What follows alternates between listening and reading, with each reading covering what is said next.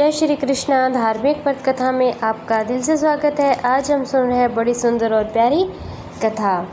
माँ अपने बच्चों के लिए कौन सा व्रत रखती है। जितिया की व्रत कथा। सबसे पहले उसकी विधि जानिए। माँ अपने बच्चों की लंबी उम्र, भलाई और खुशी के लिए जितिया, जीवित पुत्री का व्रत और आरोही अष्टमी का व्रत रखती है। जितिया व्रत आश्विन मास के कृष्ण पक्ष की अष्टमी को भगवान जीमूतवाहन जी की पूजा करके किया जाता है। इस प्रकार जितिया व्रत माताएं अपने बच्चों के स्वास्थ्य और लंबी आयु के लिए निर्जला उपवास करती है। यह व्रत आश्विन माह के कृष्ण पक्ष को आता है।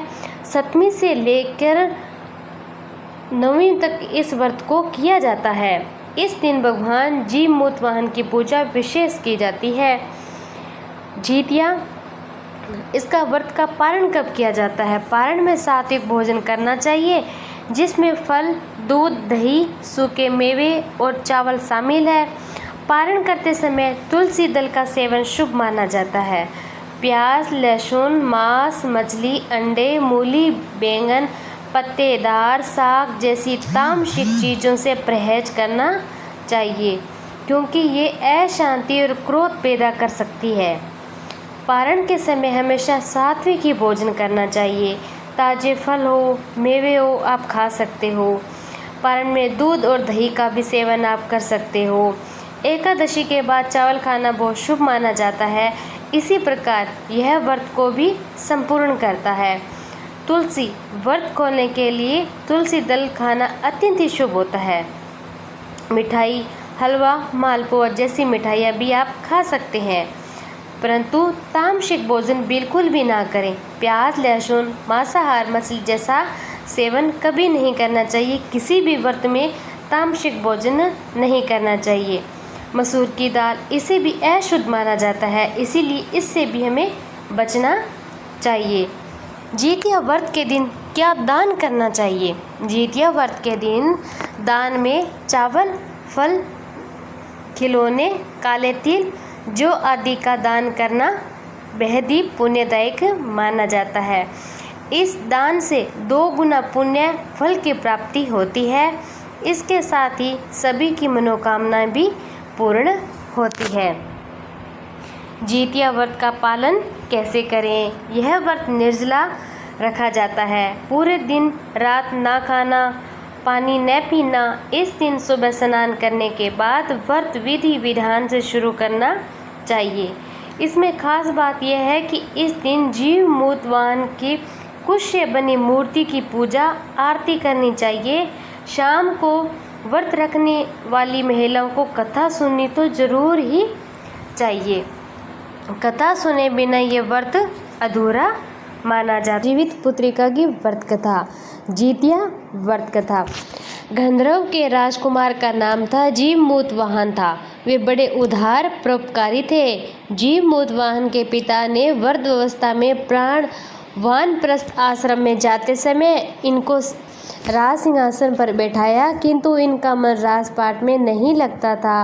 वह राज्य का भार अपने भाइयों पर छोड़कर समय वन में पिता की सेवा करने चले गए थे। वन में ही जीमूतवाहन को मल्यवती नाम राजकन्या से भेंट हुई थी। दोनों में प्रेम हो गया। एक दिन जब वन में भ्रमण करते हुए जीमूतवाहन काफ़ी आगे चले गए थे, तब उन्हें एक वृद्ध विलाप करता हुआ दिखाई दिया।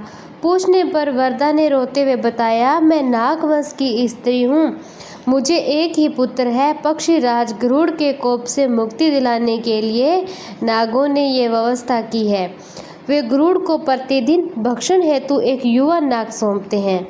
आज मेरे पुत्र शंखचूड़ की बलि का दिन है। आज मेरे पुत्र के जीवन पर संकट है। थोड़ी देर बाद में मैं पुत्रहीन हो जाऊंगी। एक स्त्री के लिए इससे बड़ा दुख और क्या होगा। उसके जीते जी उसका पुत्र न रहे। तो जीमूतवाहन को यह सुनकर बड़ा ही दुख हुआ। उन्होंने उस वृद्धा को विश्वास दिलाते हुए कहने लगे, डरो मत, मैं तुम्हारे साथ हूँ। पुत्र के प्राणों की रक्षा मैं करूँगा। आज उसके स्थान पर मैं चला जाऊँगा।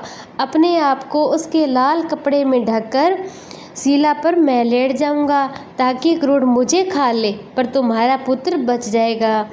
इतना कहकर जीमूतवाहन ने शंख चूड़ के हाथ से लाल कपड़ा छीन लिया। वे उस पर लपेटकर क्रूर को बलि देने के लिए तैयार हो गया। चुनी गई वध्यशिला पर लेटे गए। नित्य समय पर क्रूर बड़े वेग से आए और वे लाल कपड़े में ढके जीमूतवाहन को पंजे में दबोचकर पहाड़ के शिखर पर जाकर बैठ गए। तो क्रूर ने अपनी कठोर चोंच का प्रहार किया तो जीमूतवाहन के शरीर से मांस का बड़ा हिस्सा नोच लिया। इससे पीड़ा से जीमूतवाहन की आंखों से आंसू बहने निकले। वह दर्द से कहराने लगा। अपने पंजे में जकड़े प्राणियों की आंखों में से आंसू और मुंह से कराहट सुनकर गरुड़ बड़े ही आश्चर्य में पड़ गया, क्योंकि ऐसा पहले कभी नहीं हुआ था। उन्होंने जीमूतवाहन से उनका परिचय पूछा तो जीमूतवाहन ने सारा किस्सा कह सुनाया। कैसे एक स्त्री के पुत्र की रक्षा के लिए वह अपने प्राण देने के लिए तैयार हो गया। आप मुझे खाकर भूख शांत कीजिए। गरुड़ उनकी बहादुरी और दूसरे की प्राण रक्षा के लिए समय पर बलिदान देने की हिम्मत से बहुत ही प्रभावित हुए। उन्हें समय पर पछतावा होने लगा। वह सोचने लगे कि एक यह मनुष्य है जो दूसरे की पुत्र की रक्षा के लिए खुद की बलि दे रहा है, और मैं आज मूर्ख हूँ। कितना कि देवों के संरक्षण में मैं किंतु दूसरों के संतानों की बलि ले रहा हूँ। उन्होंने जीमूतवाहन को मुक्त कर दिया। गरुड़ ने कहा, हे उत्तम मनुष्य, मैं तुम्हारी भावना और त्याग से बहुत ही प्रसन्न हूँ। मैंने तुम्हारे शरीर पर जो घाव किए हैं उसे ठीक कर देता हूँ। तुम अपनी प्रसन्नता के लिए मुझसे कोई भी वरदान मांग सकते हो। तो राजा जीमूतवाहन ने कहा, हे पक्षीराज, आप तो सर्वसमर्थ है। यदि आप प्रसन्न हैं तो वरदान देना चाहते हैं तो आप सर्पों को अपना आहार बनाना छोड़ दें। आपने अब तक जितने भी प्राण लिए हैं उन्हें जीवन दान प्रदान करें। गरुड़ ने सबको जीवन दान दे दिया और नागों की बलि न लेने का वरदान भी ले लिया। इस प्रकार जीमूतवाहन के साथ से नाग जाति की रक्षा हो गई। तो गरुड़ ने कहा, तुम्हारी जैसी इच्छा वैसा ही होगा। हे राजा, जो स्त्री तुम्हारे इस बलिदान की कथा सुनेगी, विधि पूर्वक व्रत का पालन करेगी, उसकी संतान मृत्यु के मुख से भी निकल जाएगी। तब से ही पुत्र की रक्षा हेतु जीमूतवाहन की पूजा की प्रथा शुरू हो गई। यह कथा कैलाश पर्वत पर भगवान शंकर ने माता पार्वती को सुनाई थी। जीवित पुत्रिका के दिन भगवान श्री गणेश, माता पार्वती और शिवजी की पूजा एवं ध्यान के बाद ऊपर बताई गई व्रत कथा भी सुननी चाहिए। कथा महाभारत काल से जुड़ी है। महाभारत युद्ध के बाद अपने पिता की मृत्यु के बाद अश्वत्थामा बहुत ही नाराज था। उनके शरीर के उनके अंदर बदले की आग तीव्र थी, जिस कारण उसने पांडवों के शिविर में घुसकर सोते हुए 5 लोगों को पांडव समझकर मार डाला था। लेकिन वे सभी द्रौपदी की 5 संतानें थी। उसके इस अपराध के कारण उसे अर्जुन ने बंदी बना लिया, उसकी दिव्य मणि छीन ली, जिसके फलस्वरूप अश्वत्थामा ने उत्तरा के अजन्मी संतान को गर्भ में मारने के लिए ब्रह्मास्त्र का उपयोग किया, जिसे निष्फल करना ही नामुमकिन था। अब उत्तरा की संतान का जन्म लेना आवश्यक ही था, जिस कारण भगवान श्री कृष्ण ने अपने सभी पुण्य का फल उत्तरा के अजन्मी संतान को देकर उसको गर्भ में ही पुण्य जीवित कर दिया। गर्भ में मरकर जीवित होने के कारण उसका नाम जीवित पुत्रिका पड़ा। आगे जाकर यही राजा परीक्षित बना, तब से ही इस व्रत को किया जाता है। इस प्रकार जीवित पुत्री का व्रत करना बड़ा ही शुभ माना जाता है। आइए मैं आपको छोटी सी एक कहानी और सुनाती हूँ। चिल्हो शियार की कथा। एक वन में सेमर के पेड़ पर एक चील रहती थी। पास की डांडी में एक सियारनी भी रहती थी। दोनों में खूब बड़ी जमती थी। चिल्हो जो कुछ भी खाने को लेकर आती, उसमें से शियार को जरूर हिस्सा देती। अब शियार भी चिल्लो का ऐसा ही ध्यान रखती। इस तरह दोनों के जीवन आनंद से कट रहे थे। एक बार वन के पास गांव में औरतें जीवित पुत्रिका की पूजा की तैयारी कर रही थी।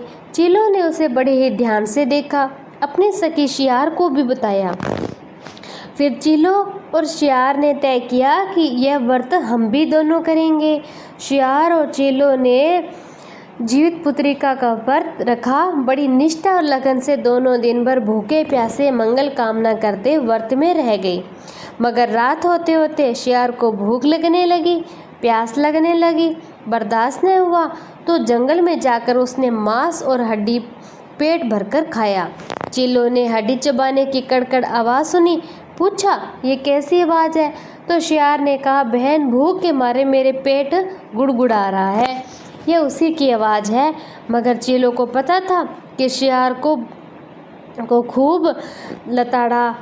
जब व्रत नहीं हो सकता तो संकल्प क्यों किया शियारतों ने? शियारनी लजा गई, व्रत भंग हो चुका था। चीलों रात भर भूखे प्यासे रहकर व्रत कर लिया। अब अगले जन्म में दोनों मनुष्य के रूप में राजकुमारी बनकर सगी दो बहनें हुई। शियारनी बड़ी बहन हुई और उसकी शादी एक राजकुमार से हुई। चीलों छोटी बहन थी, उसकी शादी राज्य के मंत्री पुत्र से हो गई। बाद में दोनों राजा और मंत्री बने। शियारनी रानी के जो भी बच्चे होते वे मर जाते, जबकि चीलों के बच्चे स्वस्थ हष्ट पुष्ट रहते। इससे शियारनी को जलन होने लगी। उसने कभी उनका सर कटवा कर डब्बे में बंद कर दिया, वह शीशा मिठाई बन जाती। बच्चों का बाल तक बांका न होता। बार बार उसने अपनी बहन के बच्चों और उसके पति को मारने का प्रयास किया, पर सफल न हो सकी। आखिरकार देवयोग से उसे भूल का आभास हुआ। उसने क्षमा मांगी। बहन के बताने पर जीवित पुत्रिका का व्रत विधि विधान से किया। उसके पुत्र भी जीवित रह गए। इस प्रकार ये तीनों कथा यहीं पर समाप्त होती है। जीवित पुत्रिका व्रत विधि और विधान से सभी को रखना चाहिए। जीवित पुत्रिका का व्रत रखने से सबकी मनोकामना पूरी होती है।